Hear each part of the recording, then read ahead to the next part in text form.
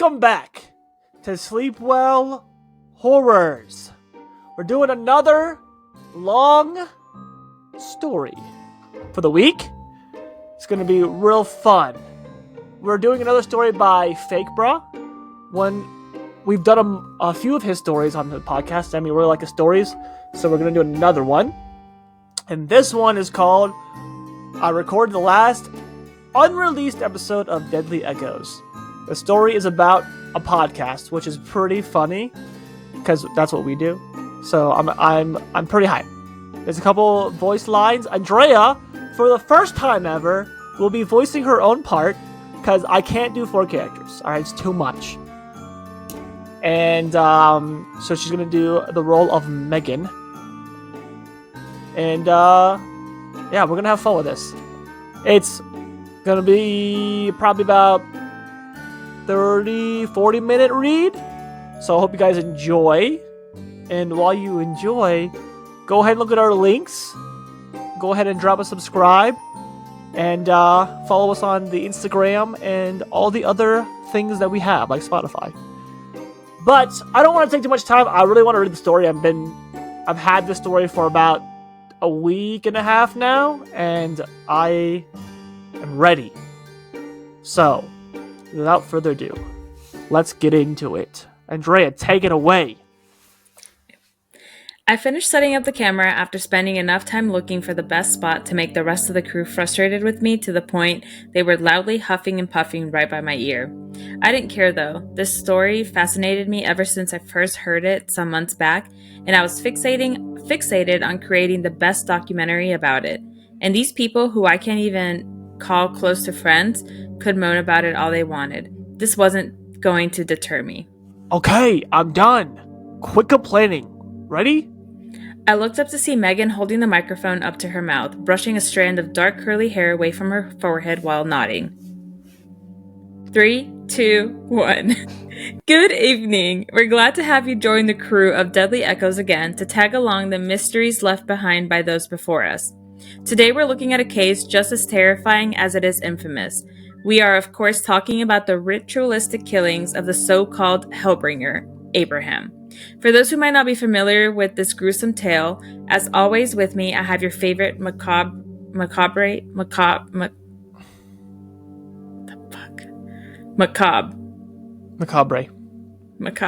storyteller, Daniel, to bring you up to speed on the horrors we will be facing today. Megan passed the microphone over to Daniel, who was exaggeratedly puffing his chest and whose face had a massive grin plastered over it. Thank you, Megan. And thank you once again, our dear viewers, for tuning in. You have no doubt at least heard of this twisted man's crimes. Abraham's sadistic rampage took place right here over 2 centuries ago. The story goes that after all his immediate family, including his 2 daughters, died in a tragic accident on the way to see a fair, the heartbroken man turned to the devil for help and was convinced that he would be able to bring his children back to life. He went about appeasing him by luring countless young men and women in need of additional aid with job offers as keepers of his home during his work hours, only to burn them alive in the basement for his ritualist. Only to burn them alive in his. Why are you laughing? You're throwing me off. I'm sorry. I just said financial, not fictional. Okay, let me read it. He went about appeasing him by luring countless young men and women in need of financial aid with job offers. I cannot believe I said fictional. Oh.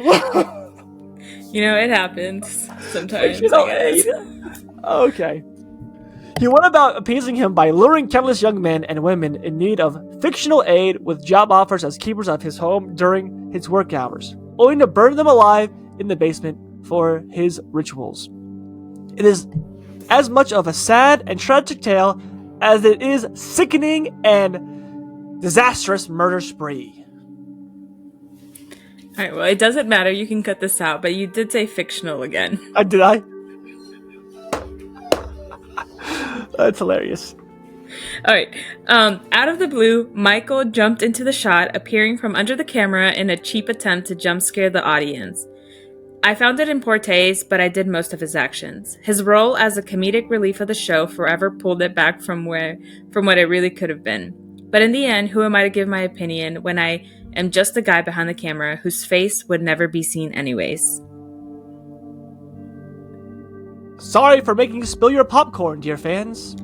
He spoke while walking backwards to Megan and Daniel, putting an arm over their shoulders as he butted in between them. He spoke while walking backwards to Megan and Daniel, putting an arm over their shoulders as he butted in between them. But keep yourself sharp and on the lookout. The mansion we are about to enter holds many secrets, and maybe even the souls of those who inhabited it. I finished the shot and looked at Michael disapprovingly while packing the equipment back up, ready to move on to the next one. As soon as the button clicked, Megan's professional attitude dropped and she dug out a cigarette, lighting it and turning to face the towering building in the distance. Wow, she really is me, huh? How the hell is this place still standing anyway? You'd think all these years ago people had better infrastructure than we do now. I don't get the obsession with it, just your typical dead children ghost story. You couldn't get more cliche than that. I scoffed. If only the audience could see their supposedly lovely host attitude towards all these tragedies. Make an effort to be more respectful, Megan. Even if none of these claims are true, that's still people who died. You're always such a downer. Michael interrupted me to, as always, speak against me and remind everyone that he was the center of attention in our clique. It's like running his mouth every time I had something to say was a fetish for this guy. This family's nothing but dust or bones now anyway. What, you think the devil's gonna show up and burn you alive or something? If you talk bad about the girls whose daddy went on a mindless rampage? Daniel let out a forced hackling cough and turned Michael away from me by grabbing his shoulder and spinning him around. Just shut up and let's go. We know we're not gonna find anything supernatural anyway, but this is still a piece of history. Burned down as it might be, we might get some cool souvenirs out of it. That's what you're excited about? I sighed, expecting that at least he would be more mindful of the tragedies that occurred here. The walk up the steep path to the Hellbringer's mansion took us a few minutes, most of the journey filled with Megan and Michael's totally out-of-place jokes about the whole situation. Daniel could see my disapproval every time he glanced at me, but I kept telling myself to stay silent, lest we lose more time in sensible bickering. I knew they weren't going to change. I finished setting up the camera a few steps away from the gate leading into the yard, connecting the outside entrance and the front door of the 3-story mansion. This was our next shot, revealing what went down, the night of Abraham's death. I gave Megan a nod and she steadied herself. Seconds later, I pressed the button. We're standing at the gate leading into what remains of the charred estate. What you see behind me is how the building has stayed untouched by time for over 200 years, since the fire caused by Abraham's last sacrificial ritual. Daniel, tell us what happened to this once beautiful home. Thank you, Megan. Dear friends, you're looking at a piece of history right now. The estate caught fire in the middle of Wednesday night when Abraham attempted to sacrifice the only person to have survived their encounter with him. A young man named Samuel, 23 years old at the time. Like the rest of his victims, the Hellbringer had Samuel tied to a pyre in his basement, the area around which he'd specifically secured for this purpose. Moments after the fire had been lit, the victim managed to free himself from the restraints, and a confrontation between him and his captor ensued, during which he overpowered him and made his escape. As an act of revenge, Samuel started a fire on his way out of the mansion, leaving Abraham to burn and hearing the distant ghostly screams of the killer's wife and daughters during his escape. No body was ever recovered, and the mansion has remained untouched by the thread of time. Legend has it that the spirits of Abraham and the rest of his family now haunt the corridors of their once beautiful estate, them dressed the way they were on the day of their deaths. Thank you, Daniel. Dear viewers, together we are about to relive the end of this terrible tragedy and maybe spot the last echoes of the family members themselves. Grab your popcorn, drinks, and a blanket, and prepare to walk through history. The moment I turned the camera off, Michael immediately jumped in front of it again to deliver another obnoxious jump scare. I smirked when I saw realization set across his face that I'd cut the footage by the time he lunged up. Asshole, the hell's your problem? I gave you all the parts I wanted to do a jump scare, and Megan approved them all. He closed the distance between us and pushed me with his right arm, almost making me topple the camera over as I struggled to keep my footing. Back up, kid! I retorted and pushed him back. He seemed surprised and took a few moments to find the words to bark back at me. Oh, I get it. Just another one of your tantrums that you're the guy behind the camera and you ain't getting shit for doing what you do. No glory, no recognition, huh? So you gotta mess it up for the rest of us. That it? Tired of you running that big mouth of yours, Michael. Sometimes I just want to stuff something down your throat to make you shut up. You want to know what my big mouth's gonna say to you, huh? You? Daniel shimmied between us, using one of his arms to push me away and the other one to cover Michael's spitter. Lecture incoming. I swear to God, I'm not in the mood for another one of your fights. Shut the hell up and don't ruin it for everyone. Will you, Michael? Then he turned to me with a more relaxed expression, visibly sympathizing with me but not wanting to make the situation worse. Please, just stick to the plan. It'll be easier for all of us. You all done yet? Megan sighed, cross-armed like a disappointed mother. Michael, you know that no matter how hard you try, I'm the star that burns the brightest. You know that? All eyes on me. Well, damn. Though on much better terms with him, Megan also found herself irritated at Michael's childish behavior and sometimes took the chance to dig into him for it.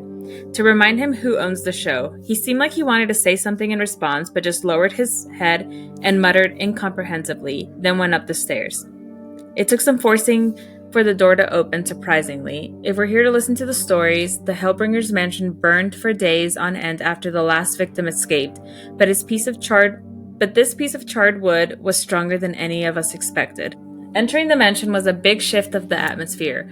While on the outside there was no more notable than any other decrepit remains of a house, big as it might be, parts of the welcoming corridor were almost untouched, and a piece of the bright red carpet looked brand new in contrast to the broken, coal-black walls and beams, some standing, some broken. Hanging and fallen chandeliers were all around us as we continued into the foyer, at the end of which was comically wide, decrepit staircase leading toward the second floor, a much smaller and narrow stone one beside it leading down to the basement, where the rituals took place. And on opposite sides of the walls to our left and right were branching corridors leading deeper into this maze. The air still smelled of ash. We set up for the first shot inside the mansion itself. It focused being on getting the viewer similar with its layout. I'll skip over boring you with it and tell you the two important things, what happened here.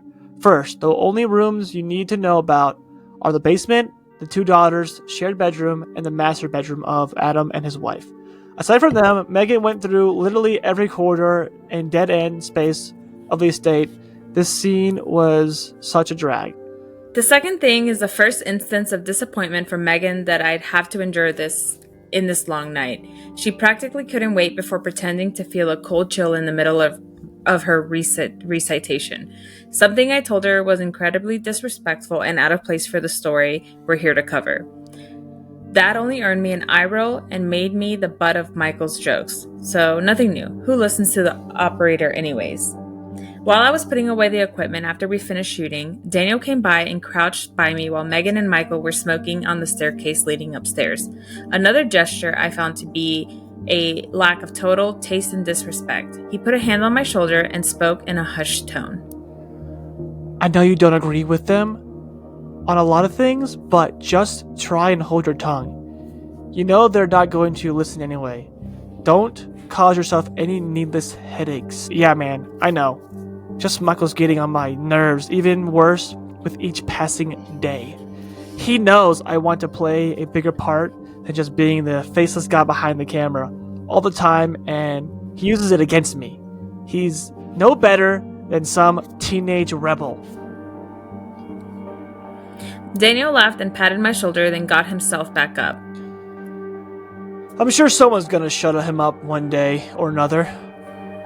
The sooner the better. Sounds like foreshadowing. Oh yeah, it's definitely foreshadowing. We had to be extremely careful in moving about the burned husk of a mansion, especially when it came to stairs, big or small. With the first floor being mainly closets, the kitchen, living room, and so on, and us wanting to leave the basement for last, the four of us ascended slowly with Michael and Daniel carrying some of the equipment on their way up. Thankfully, Megan wasn't a total skeptic like Michael and still wanted to at least try and find something peculiar that was worth noting. So we decided to check the most obvious potentially haunted places. The bedrooms. Duh. She and I took the kids' room, while the other two went to look around the master bedroom of Abraham and his wife. Leaving most of the heavy equipment at the stairway, I took only a camcorder that I kept running as the two of us ventured deeper into the husk of a mansion, avoiding weak spots in the floor, seared wooden beams, and the occasional oddly preserved piece of carpet, drape, and the like. It really made me wonder how cloths like that survived the fire. For the first few seconds, we walked in awkward silence before she spoke up. I'm sorry Michael's being such a dick, Megan whispered in a tone more sincere than I'd ever heard from her. And I'm sorry I don't do more about it. I just don't want to make the situation even worse. You work really hard, don't think I haven't taken notice. She shined a smile that made my frustration ease slightly. Maybe she wasn't as superficial as I'd so long thought she was. I can manage. If he doesn't overstep, people like him get what's coming to them eventually anyway. He talks before he thinks, really. Don't take it too personally. He'll probably have forgotten all about it by tomorrow and won't remember what happened if you bring it up. Even more proof on how underdeveloped that boy's brain is. Keep it civil, but I can't say I don't agree up to a point. She tried to keep her tone stern, but I could feel the amusement hidden within. We entered the bedroom some moments later and were greeted by less than we expected, honestly. There was a little remaining inside. The stench of a rotten wood and ash was overwhelming, and pieces of charred furniture littered the floor and space across the walls. Nonetheless, Megan began a scene, talking into the camcorder, but suddenly fell silent. What's wrong? What the hell is that? She pointed back to the doorway into the corridor, and I turned around. For a split second, I saw something move in the shadows passing the room, like a leg being dragged over the floorboards, but I didn't hear it make any noise, probably because I was focused on reading. I stood there watching after it disappeared a little while longer and turned back to Megan, who was shaking her head and already walking over to the doorway. Oh, so about ghosts. Sorry. Cut the bullshit, Michael. We're trying to record. I told you to go look at the other bedroom. But Michael didn't respond. Megan was always skeptical of anything that happened. Like I may have already mentioned, and Michael had been mischievous in previous times trying to scare us. But I must admit, I felt like a bit uneasy this time around. Silence was making me uncomfortable, and I almost wanted to grab Megan by her arm and drag her back in before she left the room. But she stayed looking around the darkness outside. Lost at what to do next, she just looked back at me, her expression puzzled and unsure. We decided to cut the scene short since there wasn't much to talk about here and went to regroup with the other two. When we arrived, they were both looking up at a large framed portrait on one of the decrepit walls on the left of the large half-destroyed bed. Before I could open my mouth, Megan went off at Michael for his supposed prank, steadily approaching him. I half expected her to give him a well-deserved smack across the face. Stop acting like an infant, Michael. I'm serious. You're wasting our time with your antics. Whoa! What are you talking about, boss? Drop it already. We saw you walk past our room. We were recording, you know. That's one less scene of the episode, and we're already running short on material from this bunch of nothingness. Michael was with me the whole time. We went straight to this room and haven't moved since. Oh, don't tell me you're in on it too. I expected it from him, but you're better than this, Daniel. Megan was just as stern and unconvinced as ever, but the looks of confusion on their faces made my stomach drop.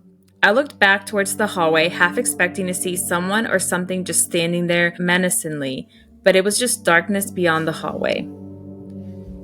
I wanted to join in with my 2 cents, but Megan drew everyone's attention back to what Michael and Daniel were just looking at.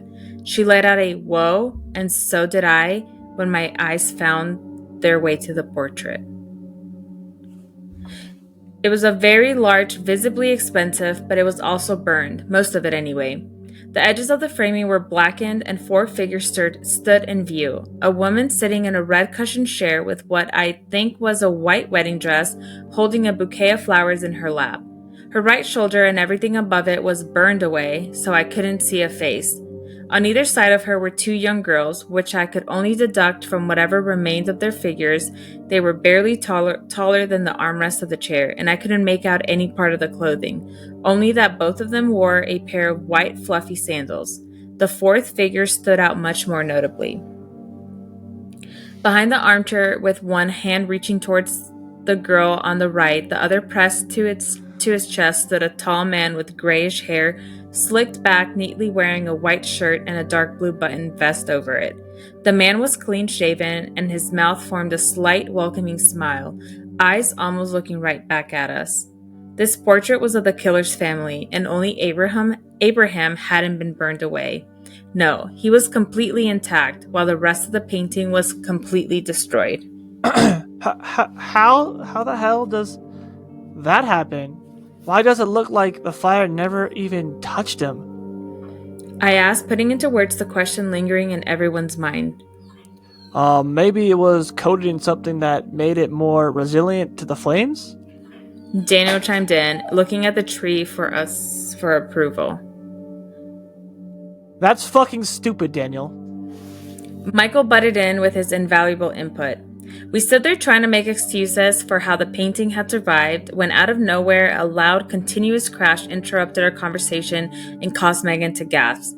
We all jumped and turned to face the corridor and realized where the sound was coming from. My equipment had fallen somehow, and judging by the sound, it made its way down all the way to the first floor. What the hell just happened?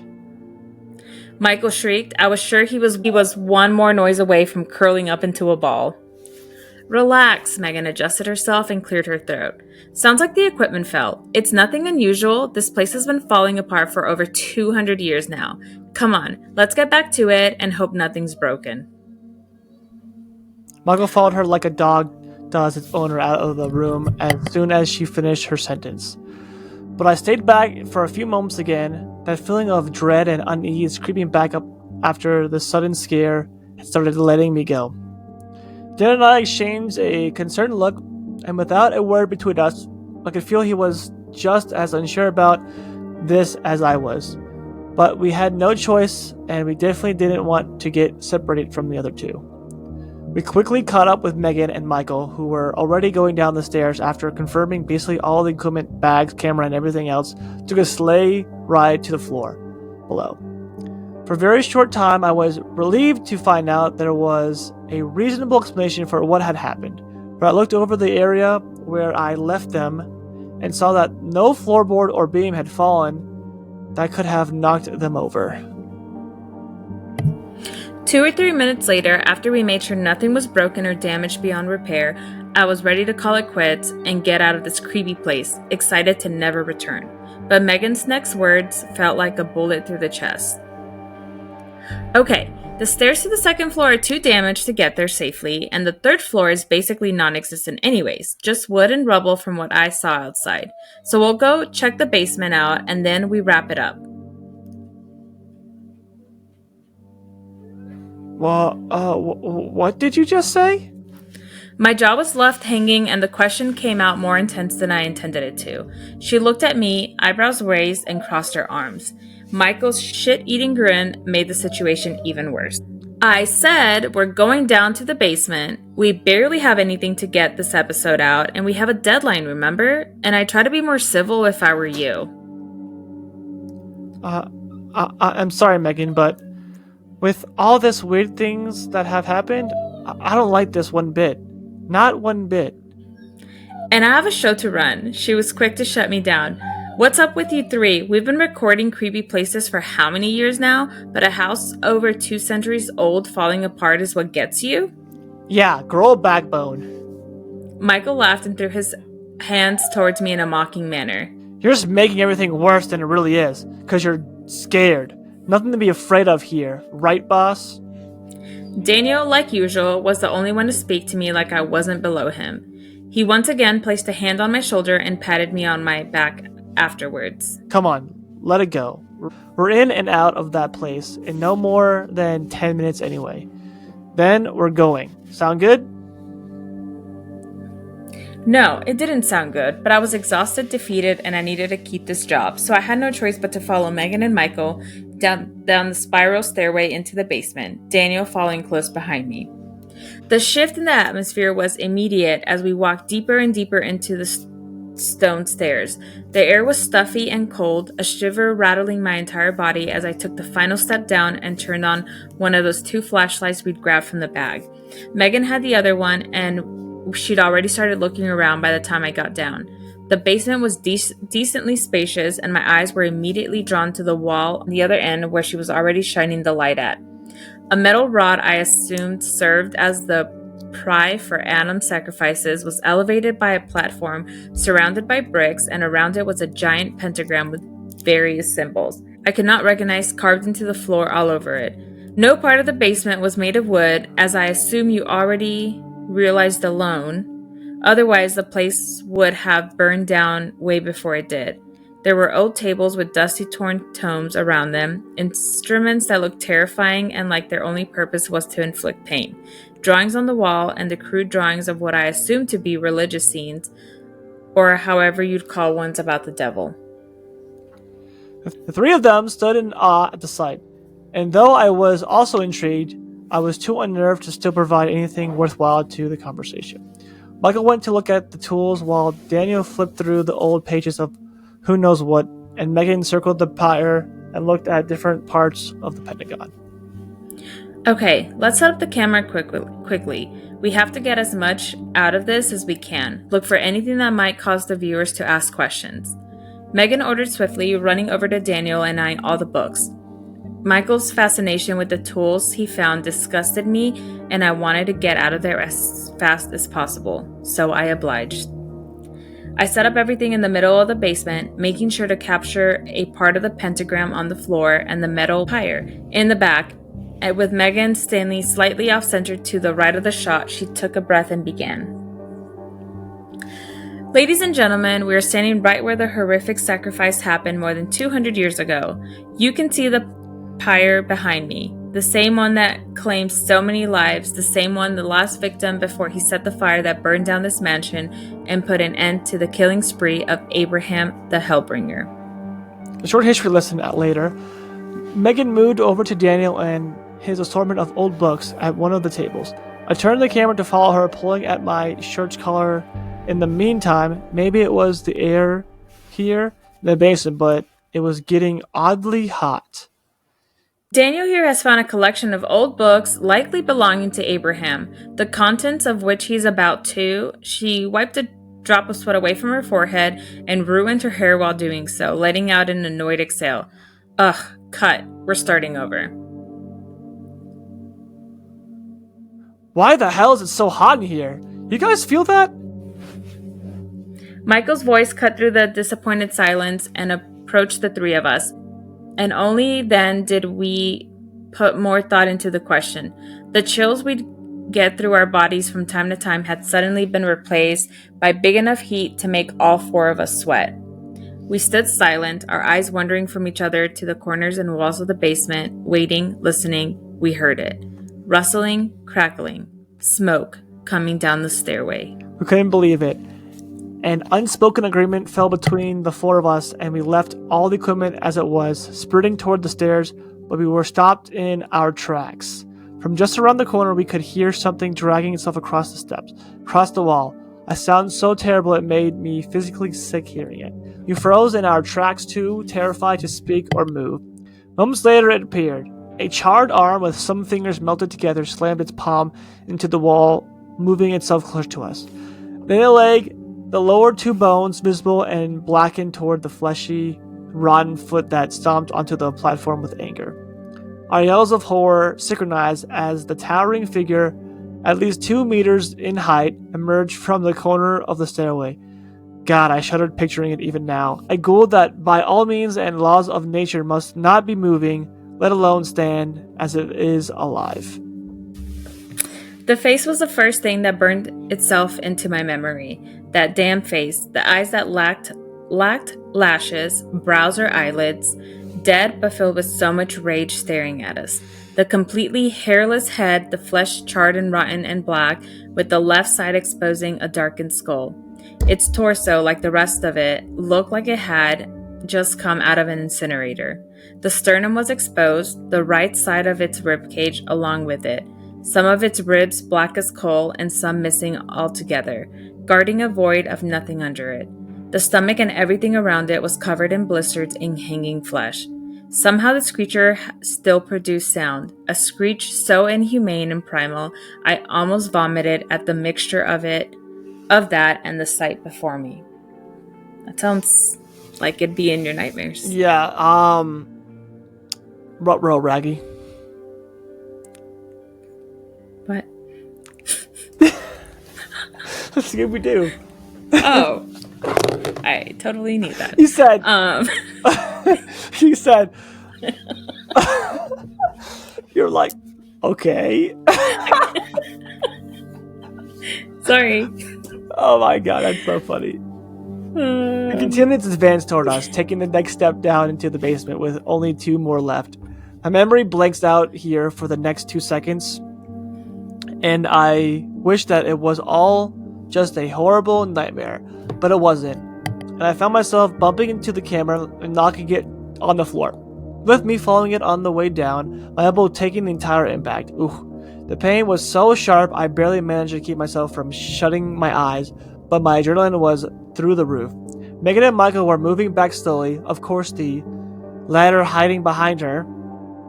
On the other side, Daniel broke free from his trance of horror and threw a book at the creature. It did nothing but make it produce another ungodly screech while it dragged its somehow functioning legs closer to us. The heat had become unbearable at this point, and the smoke was pouring in so fast it started getting difficult to breathe. A cough being produced by each of us without fail every time someone else did it first. The ghoul's eyes would fixate themselves on someone else constantly. Nobody was sure who it was going after, and it was blocking our only way out. The fact we were on a timer before we choked to our death was another added terror to this horror. I pushed through the pain and lifted myself up, grabbing the camera and hurling it with all my strength at the demon. In a way that should not have been possible given the state of it. Its arm shot up with inhuman speed, catching it just as it was about to hit it, and the parts where it got hold of it melted at the touch. Oh shit. Damn. My attempt to stagger it was no cause of concern for the ghoul, and it finally made its advance toward one of us, Megan. It forced a raspy screech through its vocal cords, or whatever was left of them, and basically threw itself toward her. She was fast enough to duck to the side and avoid collision, but Michael behind her didn't. As he attempted to move away, it crashed onto his shoulder and sent both of them on the floor. He screamed and tried to get up as fast as he could, but it reached out and grabbed his forearm. I'll never forget the sound of pure agony that escaped Michael's mouth as I watched him struggle to free himself. Daniel in the meantime had ran and grabbed one of the tools, some kind of sharpened pliers, I think they were, and dug them into the arm of this thing. Let out another horrible sound and released its grip on Michael. The flesh on his forearm had been scorched so terribly I could see what looked like a sickening third-degree burn. His wails were a mixture of pain and crying, and Daniel helped him run toward the stairs. So this is like a fire monster. Yeah, it's like, because it got burned, so it's like, maybe it's like a fire demon now? I don't know. Melting everything he comes in contact with. Yeah.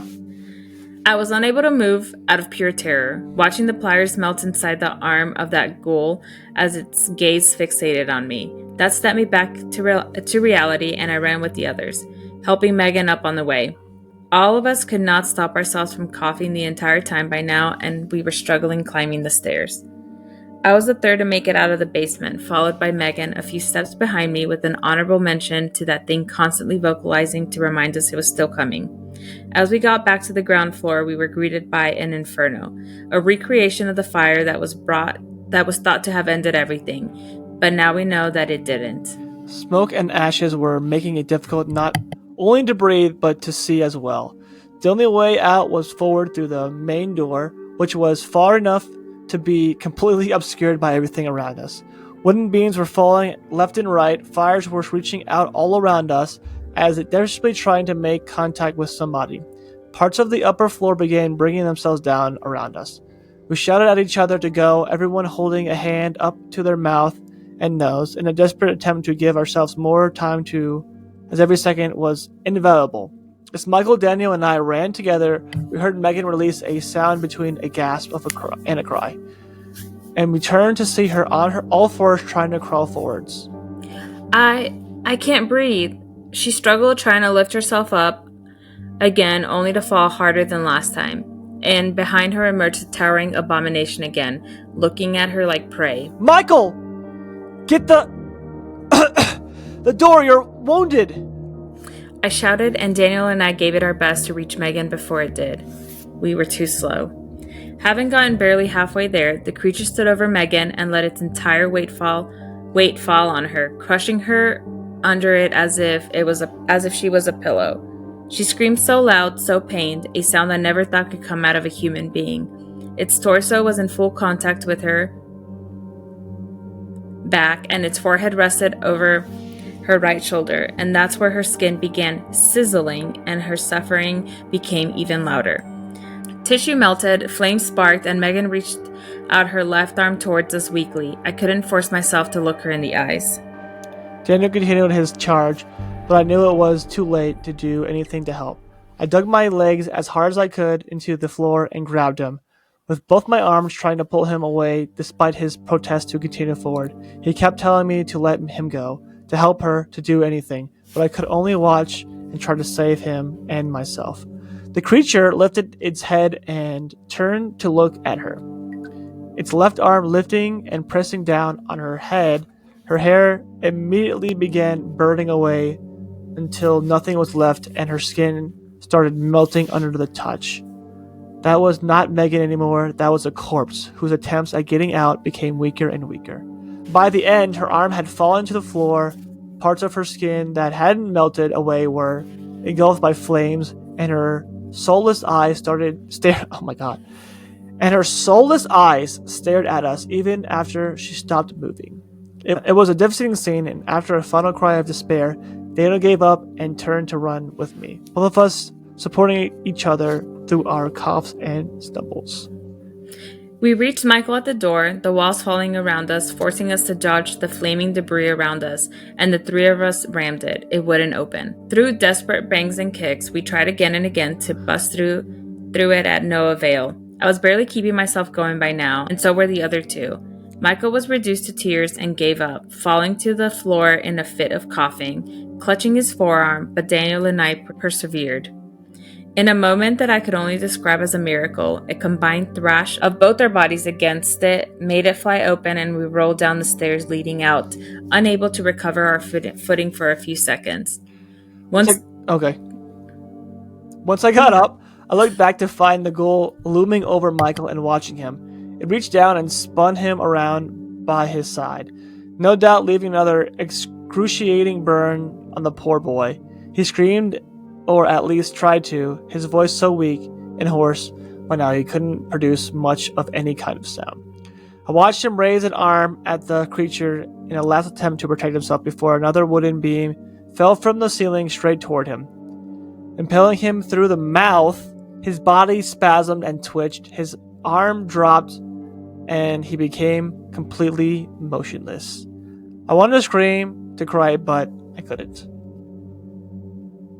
That was intense. Jesus Christ. Then, just as Michael's life left him, that thing looked back at us and opened its mouth so wide, releasing another disgusting shriek. I thought that this would be the end, that we were not going to make it out of this place after getting so close. But the fire raged on, consuming all that remained of this cursed estate. The walls gave in, the entire first floor collapsing on itself, and just as it took a step forward, the smoke and falling debris made it take a step back and everything crashed down, all at once. Daniel and I were so weak by this point, but first by crawling and then by failed attempts at getting up and walking, we made our way out to the yard little by little, using the last of our strength to put as much distance between us and this demon and its cursed abode. We managed to basically crawl our way back to the van, and when we got to it, we leaned against the side, out of words as much as breath.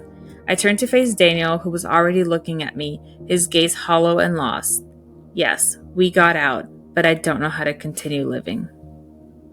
And that's the end of the story. So, what do you think? I thought it was good. Hell Monster Ghoul? That's not bad. It wasn't bad at all. Hellfire Monster Ghoul. Couple things though. I thought the story was good. Let's start there. I thought the story was really good. It was a little bit slow at the beginning, but it picked up towards the end, which I liked. So that was cool. I wonder if the ghoul was Abraham. Right? What do you think? I mean, that's what I thought. Right, but I was hoping that it was going to be like more of them. Like a victim? Like more people. Yeah. Something cool, like hands started coming out of the floor and grabbing their ankles. Yeah. You know, just making. I mean, if I was a victim that died in that house, I would probably be haunting the house too. Oh yeah, or like maybe like having like ghosts in the house, and then the like him being a lava monster being like the end monster. I think that'd be. Yeah. I thought it was good, and then I would say I struggled with the dialogue just a bit because it was really hard to tell who was speaking. That was a little bit difficult. Even though like they were like the author did like say like mentioned like almost stage directions on who was going to talk next, but it's almost still kind of confusing. I wish it was like Megan said or something like that, you know, just so it'd be a little bit more clear. Especially since there's 4 characters and some of the dialogue didn't have a who said it, so it's like a string of dialogue, and I was like, who was talking? So yeah, I figure it out. Other than that, it was good. I was hoping that. So Megan and Michael died, right? And they were like the divas, you know, or like, you know, the not so nice people. I was hoping that Daniel was gonna die. Why? Why do you hate him? It would have been more impactful. Oh. Because he was like kind of like the peacekeeper, and like maybe like he died in like a heroic way, or like died not like a worthless death, but like he died somehow. But just like Michael and Megan, I was like, well, they were dicks anyways, so like yeah. I was like, why do you hate Daniel? No, I don't hate him. I think this is a more impactful death. It would have been the other two. By the way, Michael just collapsed to the ground. You kidding me? Go for the door, dude. Yeah. Crazy. I do like the concept how it was like almost like, you know, like they're making a YouTube channel. Yeah. Then trying to post it, you know? I like that aspect. I think that was a cool way of writing it, because I don't think I've really seen it done that way. Yeah. You know? So that was cool. While we were reading it, I was like, okay, it would be really cool. Like, first of all, how did they get permission to go into a 200-year-old abandoned mansion from a serial killer? I mean, people go to abandoned places all the time. Okay, facts. However, they have a bunch of postings that say no trespassing. Yeah, but like, who's gonna stop them? There's like guards. I mean, it stopped me from going to abandoned places. Yeah, but like it says no trespassing for most abandoned places because like it's abandoned. True. I wish I could do that. If I could go ghost hunting into abandoned places, I would do that. But I'm scared of the no trespassing more than I am of What the if I get ghosts. caught by the police? Exactly. I don't What want if to go they're to guarding jail. this place? No one's guarding it. No, but what if I'm going to be that one person that the cops just show up one You're day like, you when know I'm what? Let's check there? out that abandoned house. I mean, never check out. You know what? You want to like look at it today, buddy? Yeah, let's go I by. I don't know. I learned one of my friends is a cop in Nashville. And well, was a cop in Nashville, Tennessee, and they used to go to abandoned places all the time. And that kind of made me be like, okay, maybe I shouldn't be going to abandoned places to go Maybe ghost they'll like hunting. drive by it. No, They're like, oh, true. that's a suspicious car that's out front of this abandoned house. We should go check it out.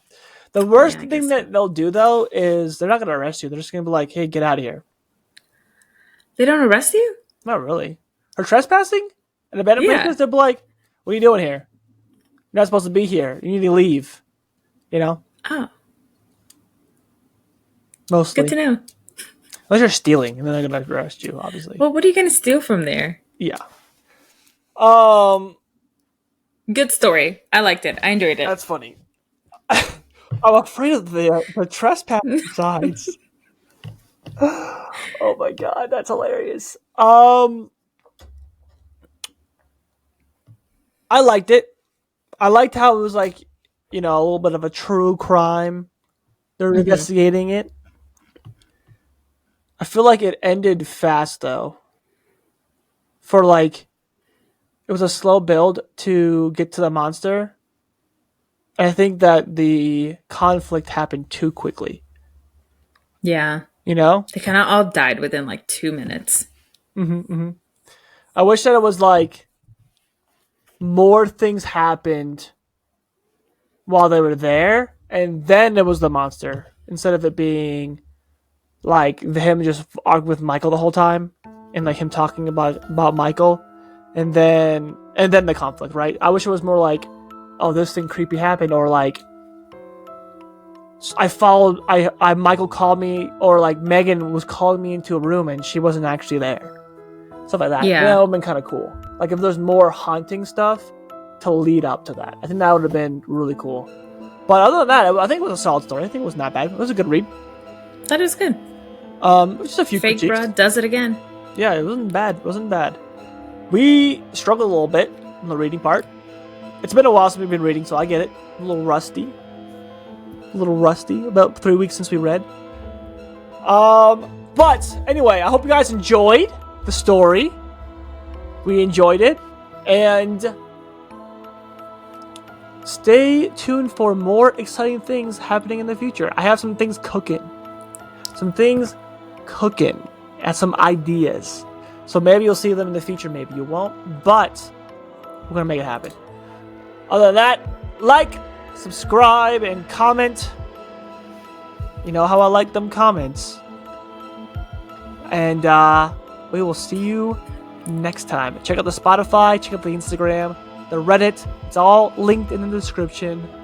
The Discord. And the Discord. And the Discord too, because that's where you can actually post your own stuff. Post your stories, memes, funny stuff, scary stuff, whatever you feel like. Go ahead and join that. And we will see y'all next time. And sleep well. Don't let the lava monster get ya. And don't be too scared of the trespassing signs. Because they're scary. Okay. Good night.